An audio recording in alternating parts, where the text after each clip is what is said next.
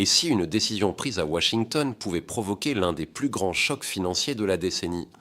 Selon plusieurs analystes, l'escalade entre les États-Unis et l'Iran pourrait avoir des conséquences bien au-delà du Moyen-Orient, car derrière les tensions militaires se cache un risque que les marchés redoutent par-dessus tout, un choc économique massif.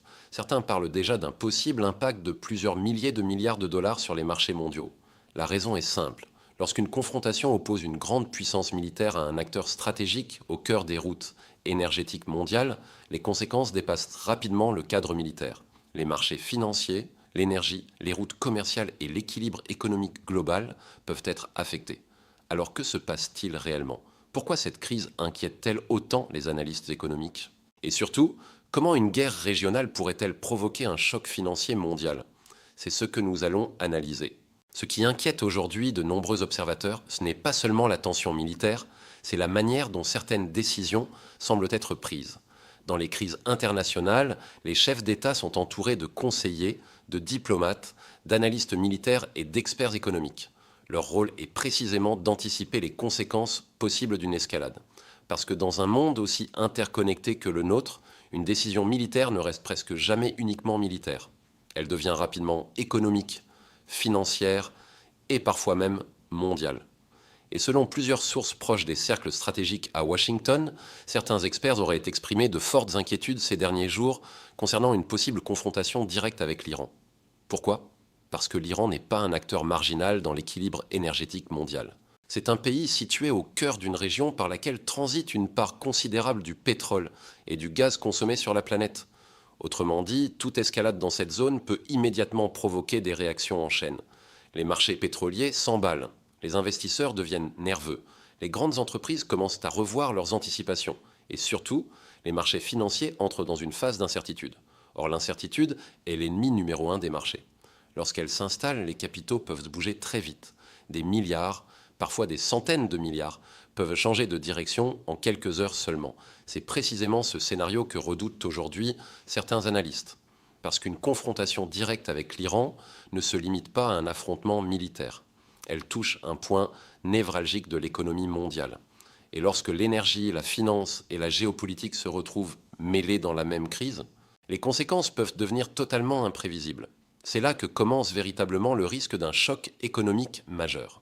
Et pour comprendre pourquoi certains parlent déjà d'un possible impact de plusieurs milliers de milliards de dollars sur les marchés, il faut regarder de plus près un élément absolument central dans cette crise, le pétrole, et surtout l'endroit précis par lequel il transite. Et c'est précisément là que se situe le cœur du problème.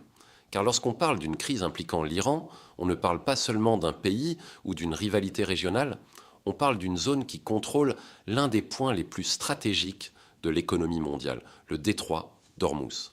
Chaque jour, une part considérable du pétrole consommé sur la planète transite par ce passage maritime extrêmement étroit, situé entre l'Iran et la péninsule arabique. Des millions de barils y circulent quotidiennement et derrière ces flux se cache toute l'économie mondiale. Les avions qui décollent, les camions qui transportent les marchandises, les usines qui produisent, les bateaux qui assurent le commerce international, tout cela dépend directement ou indirectement du prix de l'énergie. C'est pour cette raison que chaque tension militaire dans cette région est immédiatement surveillée par les marchés pétroliers, parce que la moindre perturbation peut provoquer une réaction brutale. Si les exportations de pétrole sont menacées, les prix montent. Si les routes maritimes deviennent incertaines, les marchés paniquent. Et si les investisseurs pensent que la crise peut durer, alors les conséquences peuvent devenir beaucoup plus importantes, car un choc pétrolier ne reste jamais limité au secteur énergétique. Il se diffuse dans toute l'économie. Le coût du transport augmente, les entreprises voient leurs dépenses exploser, l'inflation peut repartir à la hausse et les banques centrales se retrouvent face à un dilemme extrêmement compliqué. Continuer à lutter contre l'inflation ou tenter de soutenir une économie fragilisée par la crise. C'est exactement ce type de scénario que redoutent aujourd'hui certains économistes. Parce que lorsque les prix de l'énergie s'envolent brutalement, l'histoire montre que les marchés financiers deviennent extrêmement instables. Et c'est à ce moment précis qu'une crise énergétique peut se transformer en crise financière. Mais ce n'est pas le seul risque, car derrière la question du pétrole se cache un deuxième phénomène encore plus rapide, et parfois encore plus violent, la réaction des marchés financiers eux-mêmes. Et c'est là que les chiffres commencent à devenir vertigineux. Et c'est précisément à ce moment que les marchés financiers entrent en jeu, Parce qu'aujourd'hui, l'économie mondiale fonctionne comme un système extrêmement connecté. Une crise énergétique ne reste presque jamais isolée. Elle se propage, d'abord dans les marchés des matières premières, puis dans les devises, puis dans les grandes places financières. Lorsqu'une situation géopolitique devient imprévisible, les investisseurs commencent immédiatement à réévaluer leur position. Certains vendent leurs actions, d'autres cherchent à déplacer leur argent vers des actifs considérés comme plus sûrs. Et ces mouvements peuvent se produire à une vitesse impressionnante. Dans les grandes places financières comme New York, Londres, Tokyo ou Hong Kong, des milliers de milliards de dollars circulent chaque jour. Lorsque la confiance vacille, ces flux peuvent se déplacer en quelques heures seulement. C'est ce que les économistes appellent un choc de marché. Un moment où l'incertitude devient si forte que les investisseurs cherchent avant tout à se protéger. Et dans ces moments-là, les marchés peuvent réagir de manière extrêmement brutale. Les indices boursiers peuvent chuter, les matières premières peuvent exploser, les devises peuvent se déplacer massivement. Et très rapidement, la crise cesse d'être uniquement géopolitique. Elle devient financière. C'est pour cette raison que certains analystes évoquent aujourd'hui des montants qui paraissent presque irréels.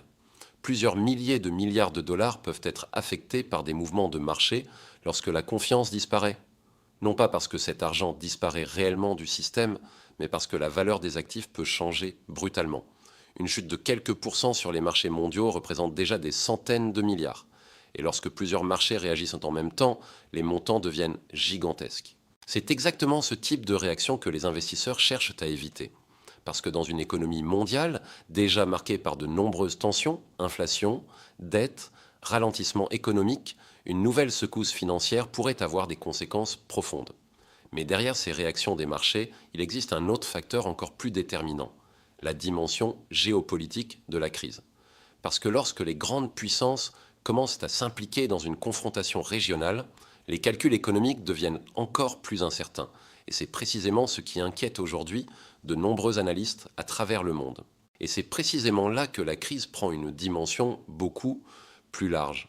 Parce que lorsque l'on parle d'une confrontation entre les États-Unis et l'Iran, il ne s'agit plus seulement d'une tension régionale. On parle d'un affrontement potentiel entre des acteurs qui influencent directement l'équilibre stratégique mondial. Les États-Unis restent la première puissance militaire et financière de la planète. Leur monnaie est au cœur du système financier international. Leurs décisions peuvent influencer les marchés, les alliances et les routes commerciales. Mais de l'autre côté, l'Iran occupe une position géographique absolument centrale. Le pays se trouve au cœur d'une région qui concentre une part majeure des ressources énergétiques mondiales. Et surtout, il se situe à proximité immédiate du détroit d'Ormuz. Ce passage maritime étroit est l'un des points les plus sensibles du commerce énergétique mondial. Une part massive du pétrole consommé sur la planète y transite chaque jour. Et lorsque cette route stratégique est menacée, les conséquences peuvent rapidement dépasser le cadre régional. C'est pour cette raison que les grandes puissances suivent la situation avec une attention extrême. La Chine, par exemple, dépend fortement du pétrole du Moyen-Orient pour alimenter son industrie. L'Europe reste également très sensible aux fluctuations des prix de l'énergie. Et plusieurs pays asiatiques importent une part importante de leur pétrole depuis cette région. Autrement dit, une crise entre les États-Unis et l'Iran ne concerne pas seulement ces deux pays, elle touche directement l'équilibre énergétique mondial. Et lorsque l'énergie devient un enjeu stratégique, les calculs géopolitiques se multiplient. Chaque puissance observe la situation, chaque alliance se positionne, et chaque décision peut déclencher une réaction. C'est précisément ce qui rend ce type de crise si difficile à contrôler. Parce que lorsque plusieurs acteurs majeurs se retrouvent indirectement impliqués dans la même confrontation, la situation peut évoluer très rapidement. Un incident militaire, une mauvaise interprétation, une riposte jugée excessive. Et soudain, la dynamique de la crise peut changer. C'est exactement ce scénario que les diplomates cherchent à éviter. Mais c'est aussi ce qui explique pourquoi les analystes parlent aujourd'hui d'un risque global. Parce que lorsque la géopolitique, l'énergie et les marchés financiers se retrouvent mêlés dans la même crise, les conséquences peuvent dépasser largement la région où tout a commencé. Et c'est précisément pour cette raison que les prochaines décisions prises par les acteurs impliqués pourraient être déterminantes. Et c'est précisément pour cette raison que tous les regards se tournent désormais vers les prochaines heures. Parce que dans ce type de crise, le facteur temps joue un rôle crucial. Lorsqu'une tension géopolitique atteint ce niveau, plusieurs scénarios peuvent se dessiner très rapidement. Le premier serait celui d'une désescalade. Dans ce cas, les tensions resteraient fortes, mais les acteurs impliqués chercheraient à éviter une confrontation directe. Les canaux diplomatiques se remettraient en mouvement, les déclarations publiques deviendraient plus prudentes et les marchés pourraient progressivement retrouver un certain calme. C'est souvent ce que recherchent les grandes puissances lorsque les conséquences économiques d'une crise deviennent trop lourdes. Mais il existe aussi un deuxième scénario, celui d'une crise prolongée. Dans cette situation, les tensions resteraient élevées pendant plusieurs semaines, voire plusieurs mois. Les marchés financiers continueraient à évoluer dans un climat d'incertitude. Les prix de l'énergie resteraient sous pression et les entreprises comme les gouvernements devraient s'adapter à un environnement beaucoup plus instable. Ce type de situation peut déjà suffire à ralentir l'économie mondiale. Mais il existe également un troisième scénario, celui que les stratèges redoutent le plus, une escalade. Dans ce cas, la confrontation pourrait franchir un nouveau seuil. Des incidents militaires plus sérieux pourraient se produire, les routes énergétiques pourraient être perturbées et les marchés financiers pourraient réagir de manière beaucoup plus brutale. Parce que dans un monde aussi interconnecté que le nôtre, une crise géopolitique majeure ne reste jamais isolée. Elle se diffuse dans l'énergie, dans la finance, dans les chaînes d'approvisionnement et très rapidement, elle peut toucher l'économie mondiale dans son ensemble. C'est pour cette raison que les analystes, les gouvernements et les investisseurs observent aujourd'hui chaque déclaration, chaque mouvement militaire, chaque signal diplomatique. Parce que les décisions prises dans les prochains jours pourraient déterminer si cette crise restera une tension géopolitique parmi d'autres ou si elle pourrait déclencher une onde de choc économique beaucoup plus large. Et dans un contexte mondial déjà fragile, cette possibilité suffit à maintenir les marchés et les capitales du monde entier dans une vigilance permanente. Et c'est précisément ce qui rend cette situation aussi surveillée aujourd'hui. Parce que derrière les déclarations politiques et les mouvements militaires se joue peut-être d'abord quelque chose de beaucoup plus large. Dans un monde où l'économie, l'énergie et la géopolitique sont étroitement liées, une crise régionale peut parfois déclencher des conséquences mondiales. Les marchés le savent, les gouvernements le savent, et c'est pour cette raison que chaque signal venant du Moyen-Orient est analysé avec autant d'attention. La question n'est plus seulement de savoir s'il y aura des tensions entre les États-Unis et l'Iran. La vraie question est de savoir jusqu'où cette crise pourrait aller. Non, les prochains jours seront donc décisifs. Parce que dans ce type de situation, une décision politique, une déclaration ou même un incident peut parfois modifier l'équilibre de toute une région.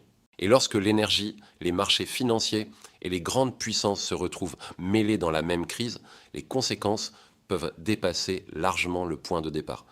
Merci d'avoir suivi cette analyse. Si vous voulez comprendre les grandes crises internationales, les stratégies des puissances et les rapports de force qui façonnent le monde, abonnez-vous à Carte du pouvoir. Ici, on ne suit pas seulement l'actualité, on cherche à la comprendre